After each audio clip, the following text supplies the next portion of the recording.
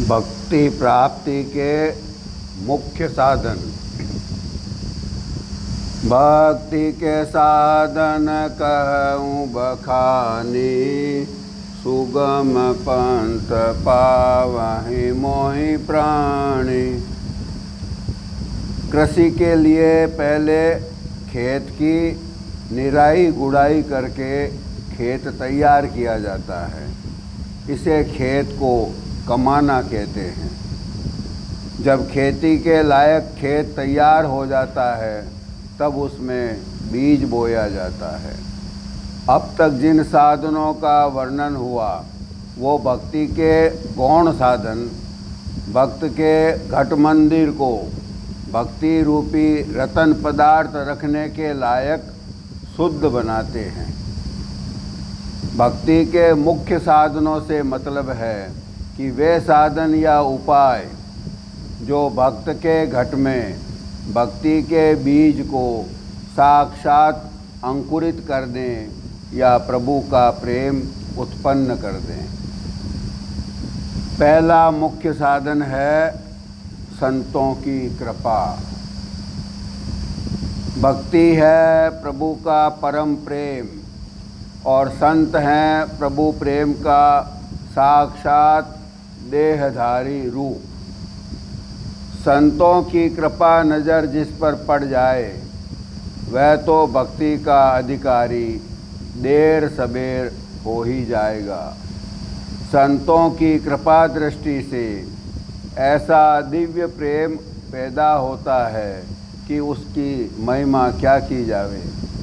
वे जिसका स्पर्श कर लें या मन से किसी को याद कर लें, उन व्यक्तियों में या 84 के जीवों में भी कालांतर में भगवत प्रेम अंकुरित हो जाता है। महापातक युक्ता वा युक्ता का चोपपात के परम पदम प्रत्यांतेव महाधीर्वलोकिता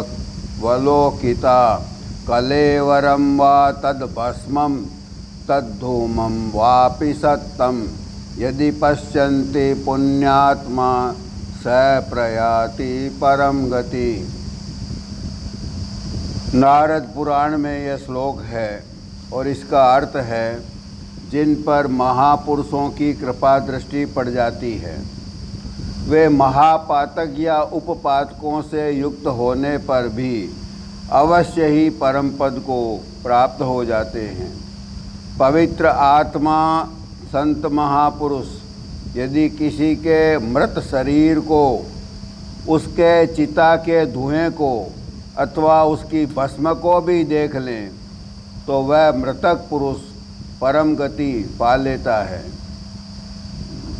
प्रेम जो निराकार व अरूप है उसका सजीव मॉडल यदि हम देखना चाहें तो वह संतों के रूप में उपलब्ध है।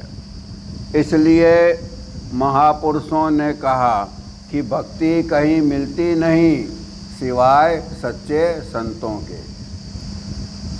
सच्चे संत सच्चे दाता हैं, इसलिए जिस पर रीझ जाते हैं उसको भगवंत का प्रेम बख्श देते हैं। जिनको भक्ति चाहिए उनको केवल इतना ही करना है कि वह भक्तों को प्रसन्न कर ले। सच्चे खोजी और जिज्ञासु के घट में सत्य देश की भक्ति का बीज संत ही रखते हैं। यदि संत पूरे न मिले हों, सत्य देश के भेदी न हों तो भक्ति भी पूरी नहीं मिलेगी। सब कर फल हरि भगति सुहाई, सो बिनु संतन का उपाई। सभी शुभ गुणों और शुभ कर्मों का सार या उत्तमोत्तम फल है प्रभु के चरणों का अहेतु का प्रेम। दूसरा कोई भी शुभ फल उतना मंगलकारी नहीं हो सकता। किसी उत्तम परमार्थी करने का फल यदि मोक्ष भी हुआ और किसी को मोक्ष प्राप्त भी हो गया तो उसकी तुलना में भगवंत की भक्ति ही श्रेष्ठ है। भक्ति प्रभु से मिलाने वाली है। बहुत उत्तम दर्जे के परम प्रेमी भक्तों का निवास प्रभु के घट के भीतर है। जैसे प्रभु स्वयं अपने प्रेमियों के दिलों में रहते हैं, वैसे ही भगवंत अपने परम प्यारों को अपने घट में रखते हैं। तो प्रभु के दिल से अधिक श्रेष्ठ जगह या इससे उत्तम गति की कल्पना भी नहीं की जा सकती। गोसाई तुलसीदास जी साहेब रामचरितमानस में बड़ा जोर देकर फरमाते हैं कि भक्ति के बराबर सुखप्रद सुखदायी दूसरा कुछ हो ही नहीं सकता। यूँ कहने को तो रामचरितमानस भगवान श्री राम की अवतार लीला का महाकाव्य है, किंतु मर्मज्ञ लोग जानते हैं कि यह तो दरअसल में भक्ति का महाकाव्य है। इसमें यत्र तत्र सर्वत्र प्रभु प्रेम के अनमोल मोती बिखरे पड़े हैं। गोसाई तुलसीदास जी फरमाते हैं कि ऐसी अनुपम सुख की खान भक्ति प्राप्त करने का एकमात्र तरीका है संतों की कृपा। भगति तात अनुपम सुख मूला, मिलहि जो संत होई अनुकूला। भक्ति प्राप्ति का दूसरा मुख्य साधन है सत्संग। पूर्ण संतों का जगत में साथ मिलना एक दुर्लभ में दुर्लभ अवसर और मौका है। धुर घर से दया न हो, अनेक जन्मों के संचित पुण्य न हो तो संतों का साथ नहीं मिलता। सबके इतने श्रेष्ठ भाग्य नहीं होते। उन कम भाग्यशालियों का क्या होगा? संत दया के समुद्र और जगत के जीवों के एकमात्र सच्चे हितकारी हैं। संतों से अधिक हित तो प्रभु स्वयं भी नहीं कर सकते। संतों ने हम पर बड़ा उपकार किया। उन्होंने जगत में सत्संग जारी कर दी।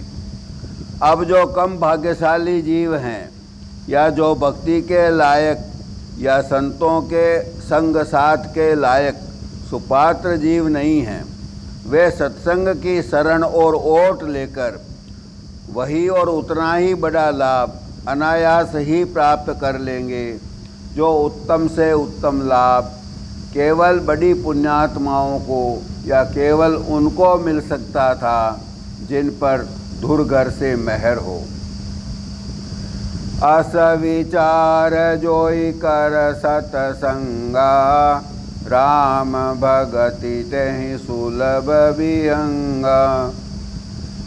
ऐसा उत्तम ध्येय यानी सच्चे प्रभु का अहेतु का व अनन्य प्रेम प्राप्त करने के उद्देश्य से जो संत सद्गुरु की सत्संग में जाएगा, हे गरुड़ जी, दुर्लभ राम भक्ति उसे अनायास प्राप्त होगी। सत्संग वह होनी चाहिए जहाँ निज देश के निज नाम का भेद दिया जाता हो और जहाँ उस निज नाम का इष्ट दृढ़ाया जाता हो। आगे की सभी परमार्थी निधियाँ या दौलत या नेमतें सत्संग में जाने पर स्वतः मिलेगी। सत्संग से ही सच्ची और ठीक शुरुआत हो गई। फिर उसी सत्संग से भक्ति रूपी अंकुर फूटेगा। फिर सत्संग से ही वह भक्ति बेल बढ़ी। सत्संग से ही भक्ति की रक्षा हुई।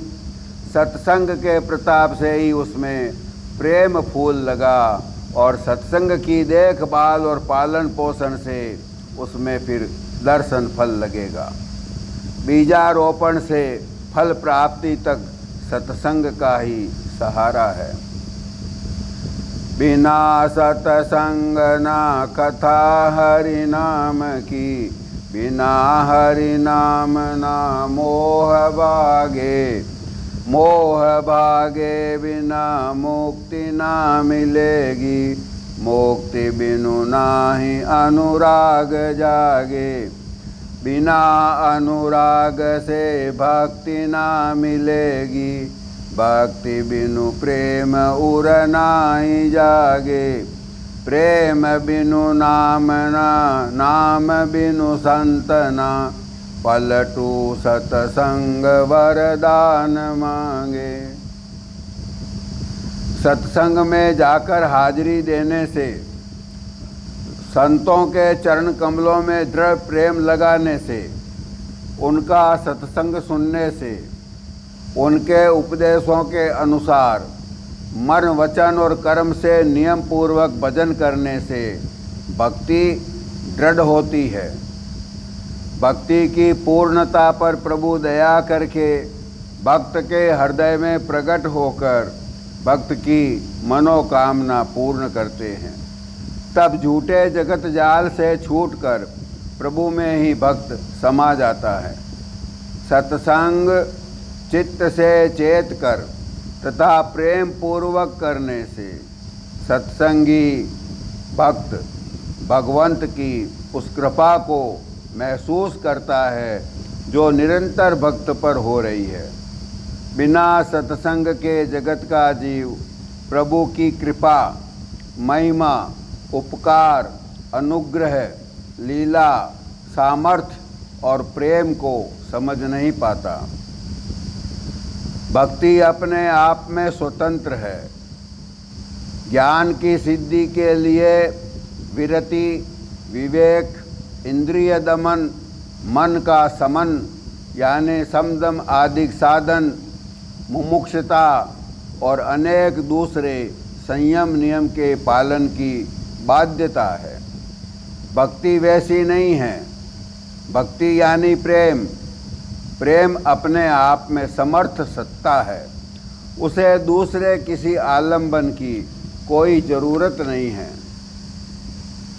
जैसे भक्त के लिए ज़रूरी नहीं कि वह ज्ञानी हो, ज़्यादा पढ़ा लिखा या समझदार हो, वह साधारण समझ और अबोध स्वभाव का हो तो ज़्यादा फायदे में रहेगा। भक्ति के अधीन तमाम ज्ञान विज्ञान हैं। यही स्वतंत्र भक्ति बिना सत्संग के नहीं मिलती। उसे मिलती है जो संतों की और सच्चे साध की सत्संग करता है। जिसे भक्ति धन बख्शने की मौज होती है, तब प्रभु की आज्ञा से प्रकृति उस सुपात्र को संतों के सत्संग से मिलाप करा देती है। भक्ति सुतंत्र सकल सुख कहानी, बिन सतसंग न पावई प्राणी।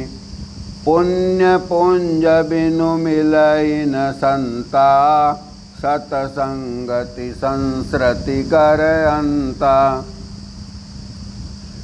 ऐसे महान संत बिना पूर्व अर्जित भारी पुण्य के या बिना सच्चे प्रभु की अथवा सच्चे संतों की कृपा के नहीं मिलते। ऐसी सत्संग का मिल जाना जन्म मरण के आवागमन के भारी कष्ट का अंत है। वह भारी पुण्य जिसके फल से संत और सत्संग प्राप्त होती है, वह है प्रभु प्रेमी सच्चे साध की सेवा। तीसरा मुख्य साधन भक्ति के प्राप्ति का है साध सेवा और साध प्रेम। भक्ति प्राप्ति का ये बड़ा साधन है। सच्चे शब्द अभ्यासी साध से प्रेम और साध की सेवा और साध का संग। साधकों का संग हमारी जात यानी तासीर और स्वभाव बदलने में बड़ा मददगार है। साधुओं के यहाँ का वातावरण और परिवेश ही साधनामय और भक्तिमय है। जहाँ साध विराजते हैं वह स्थल भी परम पावन हो जाता है। जहाँ जाने से और साधुओं के संग, साथ, सेवा और उनके प्रति श्रद्धा और प्रेम से हम पर भी वह भक्तिमय वातावरण असर डालता है।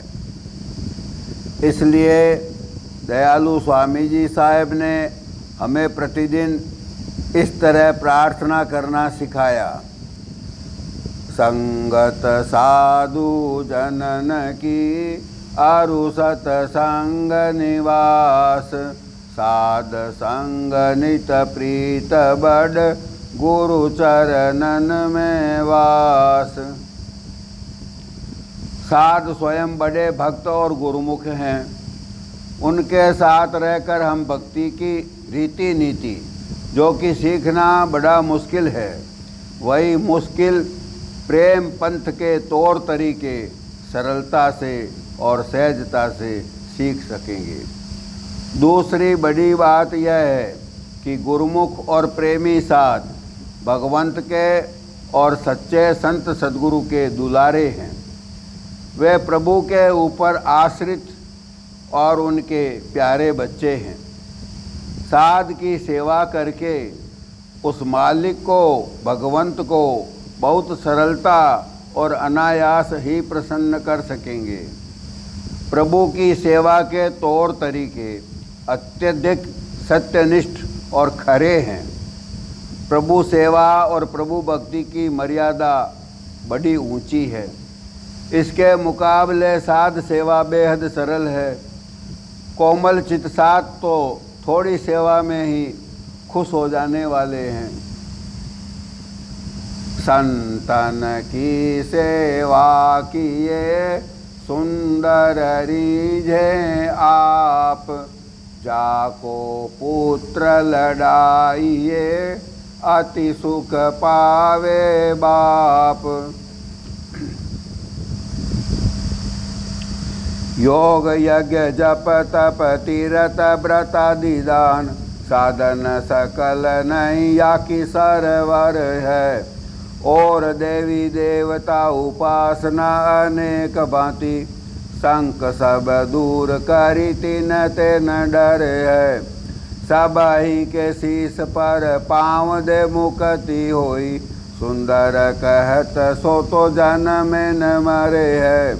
मन बच काय करी अंतर न राखे कछु, संतन की सेवा करे सोई निस्तर है। क्रिया यानी सब प्रकार के कर्मों में साधु संतों की सेवा विघ्न रहित और तत्काल उद्धार करने वाली है। महापुरुषों ने कहा है कि संतों का सेवक काल के सिर पर पांव रखकर डंके की चोट अपने निज घर को जाएगा, क्योंकि उस घर में प्रवेश करने के लिए भक्ति का परवाना चाहिए, और भक्ति का परवाना या टिकट केवल साधु संतों के पास है। सुखमणि साहिब में गुरु साहिब फरमाते हैं, साधक के संग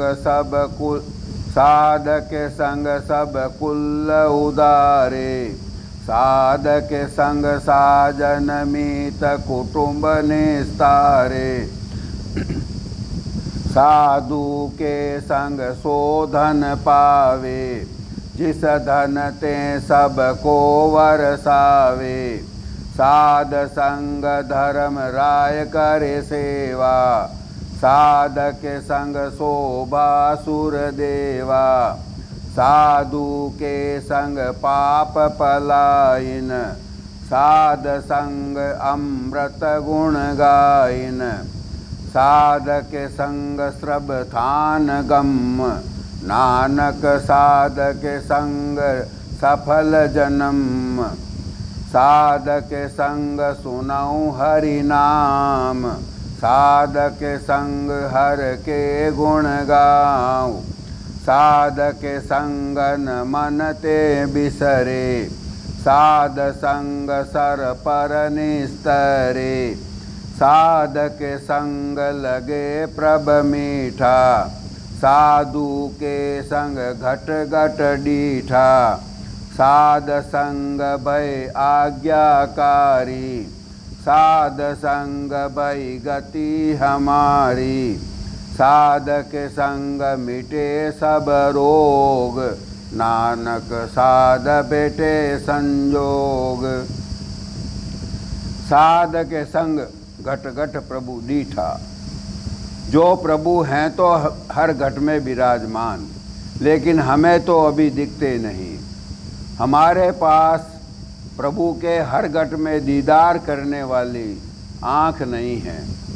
वही दृष्टि हमें साधुओं के संग से प्राप्त होगी।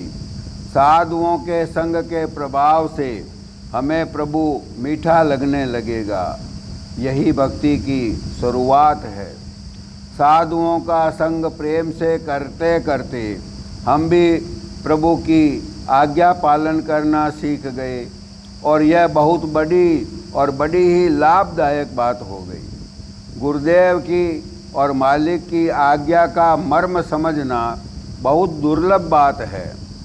साधुओं की निर्मल सत्संग में ये कठिन सबक भी सरलता से सीख लिया। पहले तो हम किसी भी काम के ही नहीं थे, पृथ्वी पर भार रूप थे। समाज, परिवार और सत्संग में दूषण रूप थे। महापुरुष कहते हैं कि साधु जनों के प्रताप से, उनके आशीर्वाद और उनके संग से हमारी भी गत हो गई। साधु बरखें राम रस अमृत बाणी आय, दादू दर्शन देखता त्रिविध ताप तन जाय। भक्ति प्राप्ति का चौथा मुख्य उपाय है विषयों से अरुचि। भक्ति की बढ़ोतरी के लिए जरूरी है कि साधक भक्त को विषय भोगों से, दुनिया के सुख आराम से और मान बढ़ाई से अरुचि हो, उपरामता हो। विषयों से प्रेम या रुचि माया के प्रति प्रेम है। प्रभु प्रेम इसके उलट बात है। विषयों से रुचि होगी तो परमार्थ में रुचि नहीं होगी, और परमार्थ में रुचि जब हो जाएगी तो विषयों के प्रति अरुचि जरूर होगी।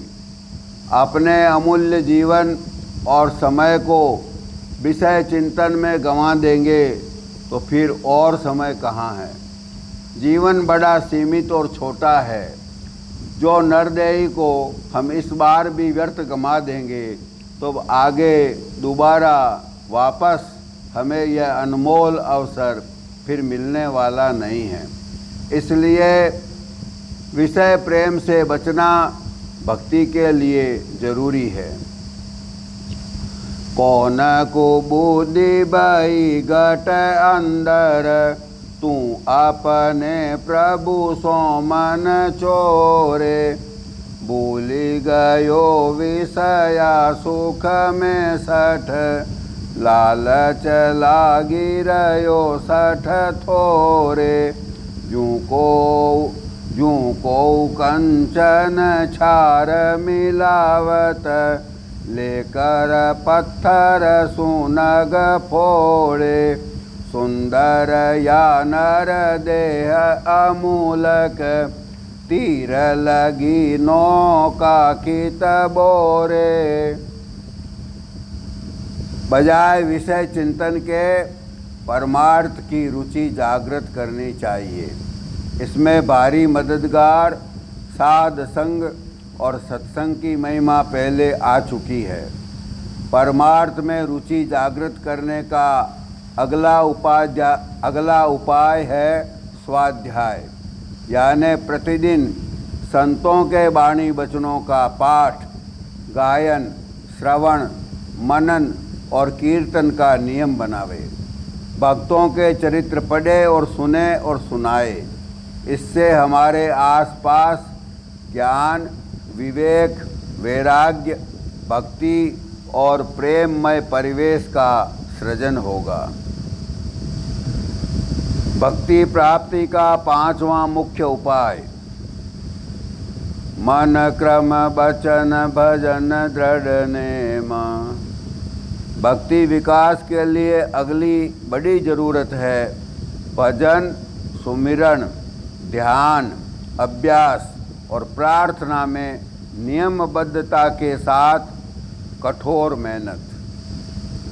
नियमबद्धता बंदी बधाई लीक या परिपाटी को भी मान लिया जाता है। यहाँ पर नियमबद्धता से मतलब है अपने दैनिक क्रियाकलापों में दुनियावी प्रपंच व्यवहार को कम महत्व का गौण और दोयम दर्जा देकर भजन सुमिरन ध्यान को अपनी दिनचर्या में महत्वपूर्ण और पूरा समय आवंटित करें। जीवन का मुख्य ध्येय प्रभु चरणों की प्रेम प्राप्ति यानी भक्ति हासिल करना बना ले। अब जब सर्वोच्च ध्येय भक्ति प्राप्त करना तय हो गया तो शेष जीवन और उसकी तमाम क्रिया कर्म सभी काम यहाँ तक कि शरीर की संभाल भी अब गौण हो गई। यद्यपि शरीर की सार संभाल जरूरी है क्योंकि यही मनुष्य शरीर प्रभु से प्रेम करने का जरिया बनता है। केवल शरीर का रखरखाव और देखभाल ही यदि हमारा लेकिन शरीर का रखरखाव और देखभाल भी सहायक उद्देश्य हो गया। मुख्य लक्ष्य प्रभु से प्रेम करना या भगवंत के दीदार करना हो गया। प्रेम करने के लिए यह शरीर उपयोगी है, यह शरीर सहायक है, इसलिए शरीर की यथोचित देखभाल जरूरी है। गहरे उच्च और गूढ़ प्रेम की दशा में नियम धर्म आचार और परिपाटी का पालन छूट जाता है, लेकिन वह तब होता है जब अखंड प्रेम हो। हर क्षण और हर सांस में भगवंत के हर क्षण और हर सांस भी भगवंत के प्रेम में लेने लगे।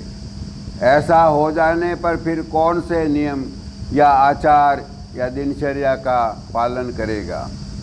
जैसे कोई भक्त नियम बना ले कि मैं रात को 1 घंटा प्रार्थना, 1 घंटा सुमिरन, 1 घंटा ध्यान अभ्यास करूँगा।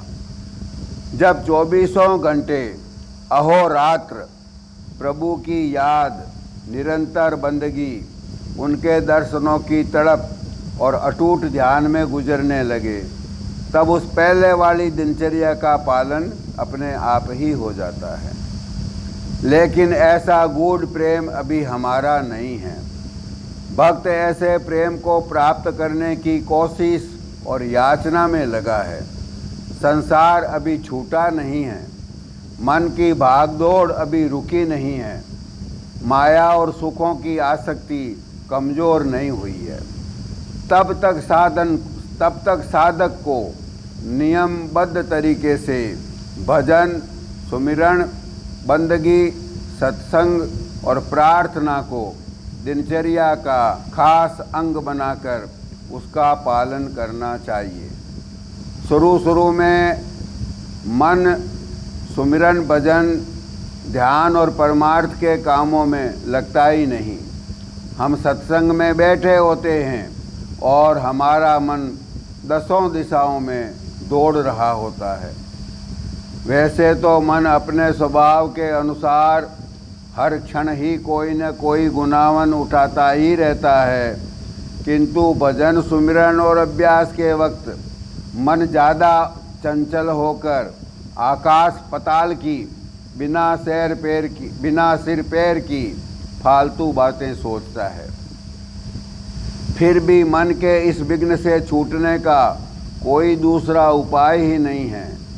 चाहे मन लगे या नहीं लगे, यदि सत्संगी नियत समय पर जो ही उसका बंदगी का समय हुआ, यदि दूसरे सब काम छोड़कर सुमरन करने बैठेगा और रोज़ रोज़ बिना नागा ऐसा ही करेगा, तो धीरे धीरे मन की अंधी दौड़ भी रुकेगी, मन थकने लगेगा।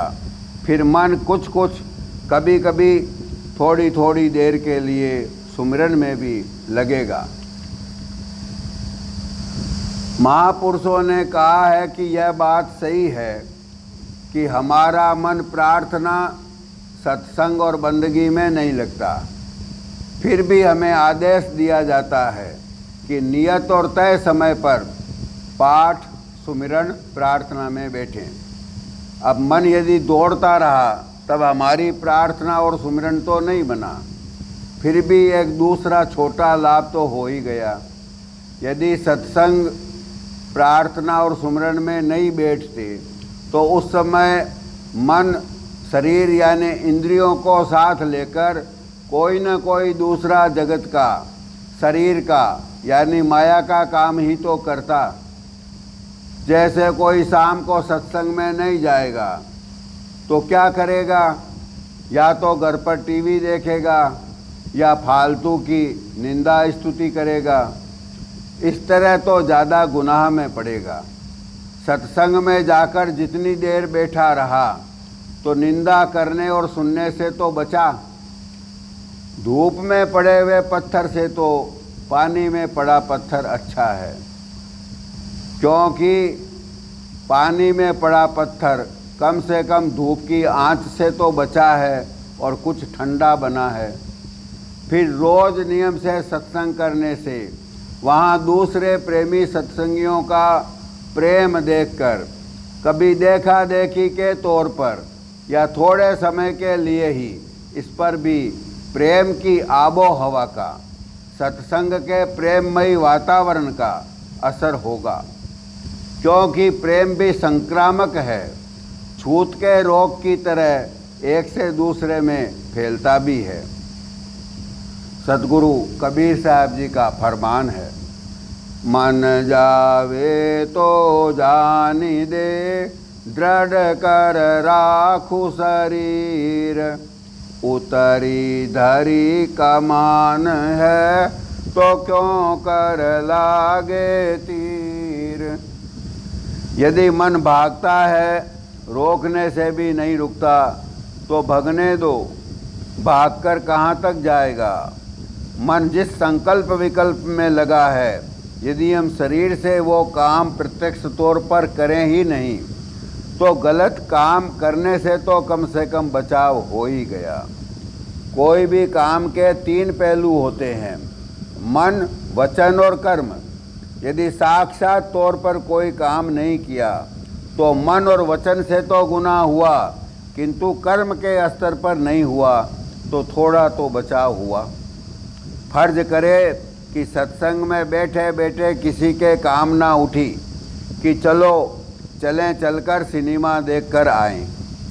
अब वह व्यक्ति मजबूत संकल्प के साथ वहाँ से उठे नहीं, सत्संग में ही बैठा रहे तो फिल्म देखने के हानिकारक काम से तो उस समय बच ही गया। यदि उस समय में आमदनी या लाभ का काम कम हुआ तो हानि के काम से तो बचाव हुआ।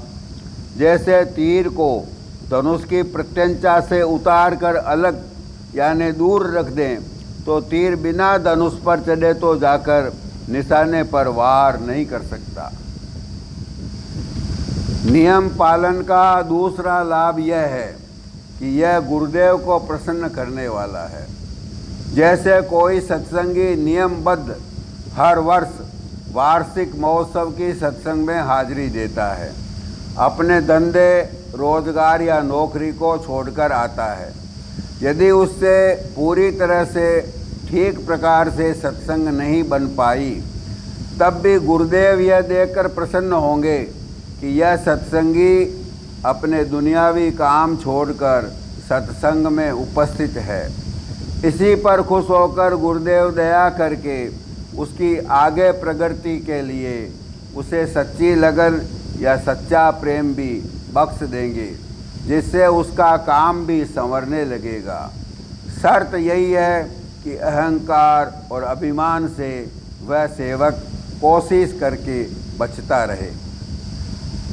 करनी सही तरीके से करने पर, करनी दीन अंग के साथ करने पर, गुरुदेव को रिझाने के निमित्त करने पर करनी से अहंकार कम होने में मदद मिलती है। यदि परमार्थी करनी गलत तरीके से की जावे तो फिर उससे अहंकार बढ़ भी सकता है। संत फरमाते हैं कि करनी यानी तमाम अच्छे काम केवल गुरुदेव को प्रसन्न करने के लिए ही करे और ऐसा सोचे कि यह जो थोड़ा सा ठीक काम बन गया है वह मेरे सामर्थ्य में नहीं था, मेरी बुद्धि बड़ी मलिन है, तो भले काम करने के लायक मैं हूँ ही नहीं। गुरुदेव ने दया करके मुझसे अपनी प्रसन्नता वाला काम करवाया है। इस तरह से तो अहंकार कम होगा। अहंकार कम होने या अहंकार गलने का दूसरा हेतु या संयोग भी करनी से बन सकता है। भवसागर में हमारी जैसी निर्बल स्थिति है, उसमें इस बात की रत्ती भर भी गुंजाइश नहीं है कि हम भगवंत के दर्शनों को प्राप्त करने के काबिल या प्रेम अमृत या नाम धन हासिल करने के योग्य काम कभी कर पाएंगे। सभी प्रयास जो हमारे बूते किए जाएंगे वे सभी अनिवार्य रूप से असफल होंगे। कोशिश करने पर भी जब भक्ति नहीं बन आएगी, मन साथ नहीं देगा, दुनिया नहीं छूटेगी, तब दुखी होकर अपने आपे या बल को हारेगा, तब बलिहार होकर गुरुदेव की शरण में जाएगा। इस तरह गर्व चूर होगा और अहंकार गलेगा। इसलिए यदि शुरू से ही अपना फर्ज समझकर गुरुदेव की आज्ञा पालन करने के लिए, गुरुदेव की प्रसन्नता और संतोष के लिए भजन अभ्यास व बंदगी में दृढ़ नियम बनाकर पूरी मेहनत करे और शरण के भाव में पक्का रहे, तो भक्ति की पात्रता मिलती है।